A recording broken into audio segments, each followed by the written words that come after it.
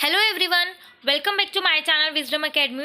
आई hope आप सब लोग बहुत अच्छे होंगे और अच्छे से केवीएस इंटरव्यू की प्रिपरेशन कर रहे होंगे।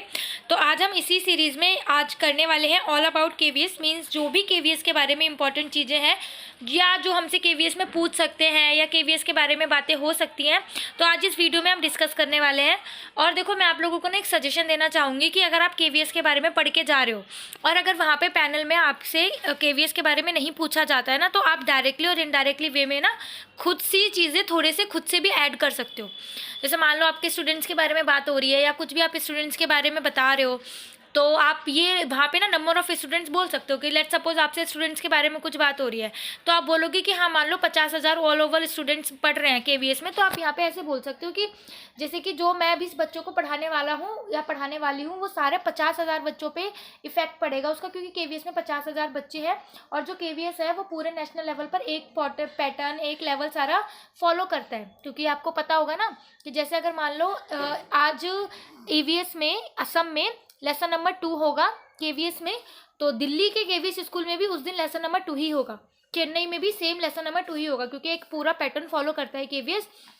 तो इस तरीके से अगर आपसे कुछ चीज़ें नहीं पूछी जा रही है, आप खुद से ऐड ऑन कर लेना, अच्छा इंप्रेशन पड़ेगा। अदरवाइज आप लोग, हम देखो प्रिपेयर तो यहाँ पे करके ही जाएंगे, जितना भी केवीएस के बारे में इंपॉर्टेंट चीज़ें पूछी जा सकती हैं हमें उसको प्रिपेयर करके जाना चाहिए और हमें पता होना चाहिए, क्योंकि जिस भी ऑर्गेनाइजेशन में हम इंटरव्यू देने जा रहे हैं तो उसके बारे में होमवर्क तो देखो हर कोई करके जाता है, बट हाँ, ज़्यादा डीप में भी पढ़ के जाने की इतना ज़्यादा ज़रूरत नहीं है कि मतलब आप केवीएस में ही फोकस करते रहो सो दैट आप बाकी सारी चीज़ें भूल जाओ, तो ऐसा भी नहीं करना है। ठीक है, तो स्टार्ट करते हैं। देखो, फर्स्ट क्या है केवीएस की फुल फॉर्म क्या है? केंद्रीय विद्यालय संगठन। वैसे तो इसका नाम होता है केवी स्कूल कह सकते हैं आप, केंद्रीय विद्यालय स्कूल या केवी, बट जो हर एक तरीके के जो स्कूल है केवीएस, तो पूरी इंडिया के सारे स्कूलों को केवीएस बोला जाता है, केंद्रीय विद्यालय संगठन। पूरा सरकार केवीएस संगठन है और ये शिक्षा मंत्रालय के अंदर आता है। ठीक है, पहले ये एमएचआरडी के अंदर आता था, बट आपको पता है जब नई एजुकेशन पॉलिसी आई है 2020, तो उसका नाम बदल करके शिक्षा मंत्रालय कर दिया गया है, जो कि हमारे भारत सरकार गवर्नमेंट सरकार के अंदर आता है। मीन्स ये सेंट्रल गवर्नमेंट की एक एंटोनियम बॉडी है और शिक्षा मंत्रालय के अंदर आती है। ठीक है, शिक्षा मंत्रालय में हमारा केवीएस आता है। तो केवीएस में किसकी शिक्षा दी जाती है? फर्स्ट से लेकर 12 तक के स्कूल तक की शिक्षा दी जाती है, मीन्स फर्स्ट क्लास से लेकर 12th क्लास के इस स्टूडेंट्स तक को शिक्षा दी जाती है। बट हम ये नहीं भूलेंगे कि इस साल से जो केवीएस में है बाल वाटिका भी स्टार्ट हुई है, राइट? बाल वाटिका आपको याद होगा ना, या आप कह लो अभी तक केवीएस में नर्सरी नहीं थी, तो इस बार नर्सरी भी स्टार्ट हुई है। उसके लिए कॉन्टैक्ट पर टीचर भी रखे गए हैं और जिन्होंने भी एनटीटी करी हुई है, मोस्ट ऑफ द बच्चों ने आपने में भी फॉर्म भरे होंगे, डाइट भी करी होगी, एनटीटी भी करी होगी, तो आपने वो फॉर्म भरे हुए होंगे। तो जस्ट एक ट्रायल लिया जा रहा है, समझ लो, स्टार्ट किया जा रहा है। तो फर्स्ट टू 12th, बाकी जब भी आपका इंटरव्यू पड़ता है ना, उस टाइम से आप देखना कि मतलब बाल वाटिका कितनी स्टार्ट हो चुकी हैं या क्या उनका चल रहा है, वो सारा उस टाइम पे भी पढ़ के जाना है, क्योंकि फर्स्ट टू 12th नहीं है, बाल वाटिका भी स्टार्ट हुई है, क्योंकि नेशनल एजुकेशन पॉलिसी 2020 को फॉलो करते हुए इस वजह से। ठीक है, और ये जो केवीएस का बोर्ड है किस में आता है? सीबीएसई में आता है। सीबीएसई की फुल फॉर्म क्या है? सीबीएसई की फुल फॉर्म है central board of secondary education, means 12 तक की जो भी एजुकेशन होती है उसके लिए ये बोर्ड है, सीबीएसई बोर्ड। तो इसमें आपने देखा होगा कि प्राइवेट स्कूल और गवर्नमेंट स्कूल दोनों ही आते हैं, मीन्स गवर्नमेंट स्कूल का रिजल्ट भी सीबीएसई देती है और प्राइवेट स्कूल का भी। तो ये एक सेंट्रल लेवल पर, मीन्स नेशनल लेवल पर एक बोर्ड है, secondary central board of secondary education. मैंने यहाँ पे ना इसकी स्थापना लिख दी कि इसकी स्थापना कब हुई थी, तो इसकी स्थापना हुई है 2 जुलाई 1929 में। ठीक है, जब अंग्रेजों का हमारे ऊपर रूल चल रहा था, तभी पूरे नेशनल लेवल पर एजुकेशन लाने के लिए ये आ गया था सीबीएसई, और इसका हेडक्वार्टर कहाँ है? दिल्ली में है।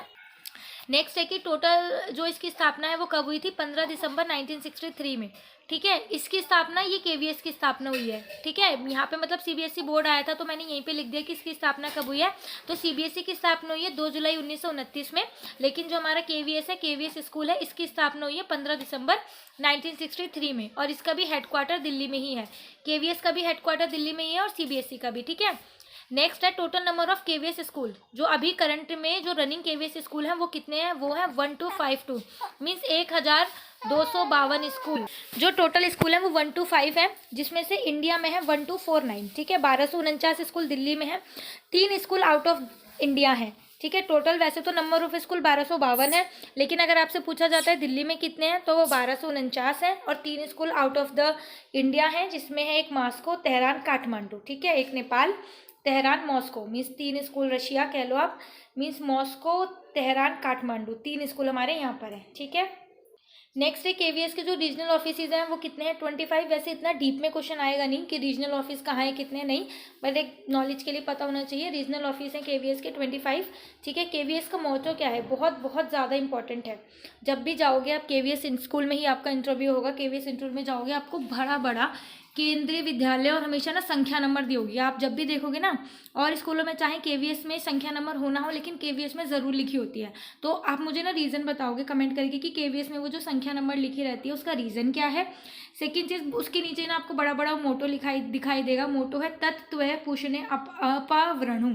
ठीक है, तत्त्वय पूषणे अपवृणु मीन्स की जो हमारी ये हम प्रे कर रहे हैं कि जो हमारी विद्या के आगे जो दीवार है, मीन्स एक अंधकार है, या फिर जो दीवार की जो मतलब दीवार हटाओ, शिक्षा से जो है ना दीवार हटाओ, मीन्स हमें शिक्षा के लिए तत्पर है हम लोग, हमें पढ़ना है, हमें सीखना है, तो उसके लिए वो जो भी बैरियर्स हैं उसको हटाओ। ठीक है, नेक्स्ट है zonal institute of education training के कितने हैं, 5। जो केवीएस में जो एजुकेशनल ट्रेनिंग के लिए जो इंस्टीट्यूट है जोनल लेवल के, वो टोटल 5 है। और करंटली अभी यहाँ पे 48,314 बच्चे पढ़ रहे हैं। अभी करंट में जो 1252 स्कूल है ना, इनमें 48,314 बच्चे पढ़ रहे हैं। अभी बहुत ज़्यादा पढ़ के पास आउट भी हो चुके हैं ऑब्वियसली। केवीएस की वेबसाइट क्या है, kvsangathan.nic.in, डॉट लगा लेना निक के बाद, kvsangathan.nic.in। केवीएस संगठन नहीं है, kvsangathan.nic.in। फिर यहाँ पे सीबीएसई का हेडक्वार्टर है, वो भी न्यू दिल्ली है। और जो सीबीएसई है ना वो 2 बार बन चुका है, मीन्स इसमें आप कह लो दोबारा से संशोधन हुआ है। तो कब हुआ है, 1952 में और 1962 में, 10-10 साल के गैप पे हुआ है। ठीक है, थोड़ा सा यहाँ पे याद करने के लिए ईजी रह जाएगा, क्योंकि इसकी देखो स्थापना कब हुई, 1929 में। ठीक है, 29 के बाद 52 और 62 2 बार इसमें संशोधन हुआ है। ठीक है, और सीबीएसई का मोटो क्या है, अस्तो मा सद्गम्य।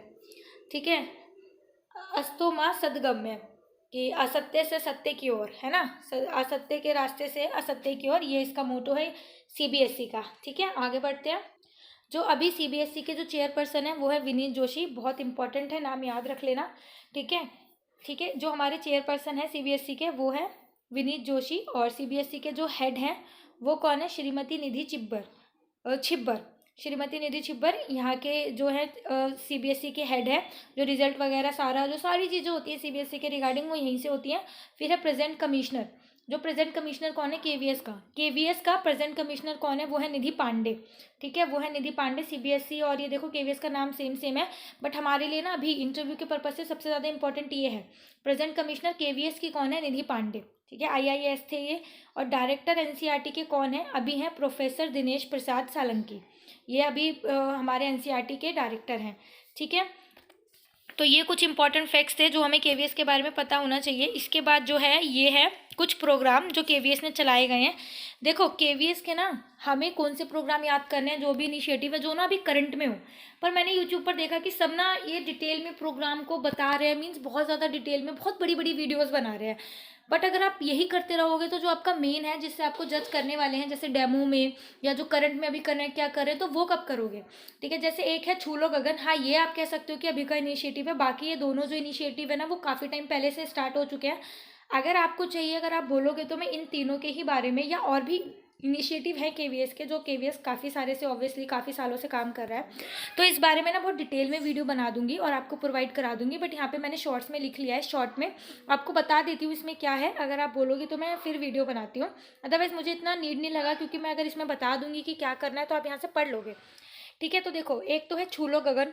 छू लो गगन में आपको समझ में आ रहा होगा, अगर हम गगन छू रहे हैं, मीन्स गगन छूने के लिए हम कहाँ जाएंगे, हमें ऊपर जाना पड़ेगा आसमान में। और आसमान में हम कैसे जाएंगे, हम हवाई जहाज के थ्रू जाएंगे, है ना। एरोप्लेन में तो बैठ के गगन जा सकते हैं, और तो भाई आम आदमी की देखो औकात है नहीं, आम आदमी के बाहर भी है वैसे हवाई जहाज, बट स्टिल यहाँ पे थोड़ा सा पॉसिबल हो सकता है। तो बस छू लो गगन में यही है, छू लो। तो ये इनिशिएटिव क्या कहता है कि अगर कोई भी बच्चा अगर उसको जाना है 500 किलोमीटर से ज़्यादा, लेकिन इसकी एक शर्त है, अगर उसको 500 किलोमीटर से ज़्यादा दूर जाना है और वो केवीएस की किसी एक्टिविटी के लिए जा रहा है, या कहीं पे पार्टिसिपेट करने जा रहा है, क्विज़ करने जा रहा है, कोई सेमिनार अटेंड करने जा रहा है, किसी समारोह में पार्टिसिपेट करने जा रहा है, कोई भी बच्चा जा रहा है और 500 किलोमीटर से ज़्यादा दूरी है, तो छू लो गगन स्कीम के अंतर्गत आएगा। और छू लो गगन स्कीम क्या करेगी, उसको एरोप्लेन प्रोवाइड करवाएगी, मीन्स वो एरोप्लेन से जाएगा और एरोप्लेन का सारा खर्चा केवीएस उठाएगा। ठीक है, तो इसीलिए इसका नाम है कि छू लो गगन। इस तरीके से इसमें बच्चे जो है हमारे केवीएस के गगन छू सकते हैं। और आप अभी केवीएस में टीचर बन जाओगे ना, तो फिर आप बच्चों के साथ जाना, फिर आप भी फिर गगन छू सकते हो, है ना, ज़रूर जाना। फिर एक नेक्स्ट इनिशिएटिव है SBSB। ये 2017 में स्टार्ट हुआ था, ठीक है, तो इसको अभी 5-6 साल हो चुके हैं। 2017 में स्टार्ट हुआ था। SBSB की फुल फॉर्म है स्वस्थ बच्चे स्वस्थ भारत। ये प्रकाश जावड़ेकर के द्वारा स्टार्ट किया गया था। उस टाइम पे मानव संसाधन विकास मंत्रालय था, जो कि अब शिक्षा मंत्रालय में परिवर्तित हो चुका है। तो प्रकाश जावड़ेकर जी ने स्टार्ट करा था। मोदी जी ने बहुत ज़्यादा सराहना की थी कि बहुत अच्छा है, ये है वो है, ये सारी चीज़ें। बट ये 2017 का इनिशिएटिव है और आई डोंट नो कि अभी यूट्यूब पे इतना ज़्यादा इतना अच्छे से इसको पढ़ाया जा रहा है। बट चलो अच्छी बात है, जितना डिटेलिंग में पता होगा कहीं ना कहीं काम ही आएगा। तो इसमें क्या हुआ था कि स्टार्टिंग में ना 12 लाख बच्चों का इसमें हेल्थ कार्ड बनना था, फिजिकली हेल्थ कार्ड। बच्चा फिजिकली फिट कैसा है, कितनी अकॉर्डिंग टू हाइट वेट कितना है, कैसा है, कितने पोषक तत्व मिल रहे हैं, सारी चीज़ें इसमें थी बच्चों के रिगार्डिंग, ठीक है। और ये सबसे पहले कहाँ से स्टार्ट हुआ था? कोच्चि से।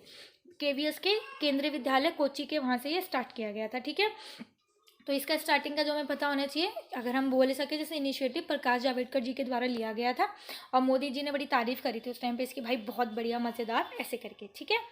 फिर है एक थर्ड प्रोग्राम है जो कि है जिज्ञासा इंग्लिश में मीन्स क्यूरियोसिटी। तो इसमें क्या है, बच्चों के अंदर हमें जिज्ञासा क्रिएट करनी है, क्यूरियोसिटी बढ़ानी है।